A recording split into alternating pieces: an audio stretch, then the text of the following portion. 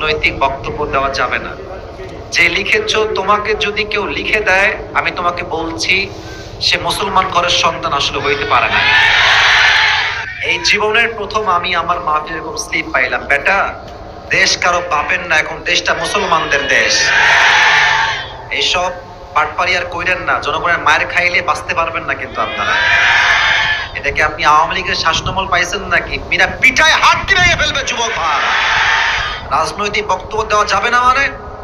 কোরআনটা রাজনীতিতে ভরা, ইসলাম রাজনীতি, রসুল করেছে রাজনীতি, রাজনীতির দ্বারা দেশের চিত্র বদলানো সম্ভব যুবক ভাইরা।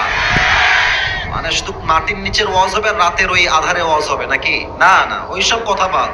আমার কথা একটা, সাইদি সাহেব বলতেন বিড়ালের মতো 500 বছর বেঁচে থাকার কোনো দাম নাই, সিংহের মতো 1 ঘন্টা গর্জন দিয়ে আমরা বাঁচতে চাই। আপনি যা করার করে নেবেন, কোনো সমস্যা নাই। কথা বলবো কোরআন থেকে, হাদিস থেকে। যার ভালো লাগবে না সে নমরুদের সন্তান, সে ফেরাউনের সন্তান যুবক ভাই। যে দিয়েছো, যে তোমাকে কেউ দিয়ে থাকে তাকে সাবধান করে দিবা। এটা আসিফ হুজুরের মাহফিল, বাড়াবাড়ি করে যুবকরা 1 চুল পরিমাণ কোনো ছাড় দেবে না।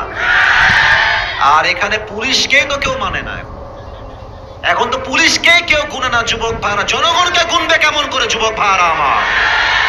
আমার যেটা মনে চায়, যেমন ভাবে মনে চায়, কোরআন থেকে হাদিস থেকে বললে আপনি শুনতে বাধ্য থাকবেন। প্রিয় ভাইরা, আমরা মাহফিলে রাজনীতি করতে আসি নাই, আমরা তাফসীর করতে আসছি, আমরা হাদিস থেকে কথা বলতে আসছি। তবে যদি আপনি শুধু আয়াতের তর্জমাই বলেন, তাহলে আপনি প্রকৃতপক্ষের মুফাসসির হতে পারেন নাই, আপনি হচ্ছেন 5 আটা মুফাসসির, যারা হক কথা বলতে ভয় পায়। না না, রাজনীতি মানে আমি আসলে কোন রাজনীতি দলের সাথে জড়িত নই, আমি কোন রাজনীতি আসলে কিন্তু করি না, কোন দলে আমার নাম নাই। তবে হ্যাঁ, দেশে আগামীতে নেত্রী আসবে, তবে নেত্রী মানে মেয়ে নেত্রী না। আমাদের যে নেতা হবে সে পুরুষ হবে, আদর্শবান হবে, ইমাম হওয়ার যোগ্যতা রাখবে, খতিব হওয়ার যোগ্যতা রাখবে। সবাই ঠিক কিনা বলেন যুবক ভাই?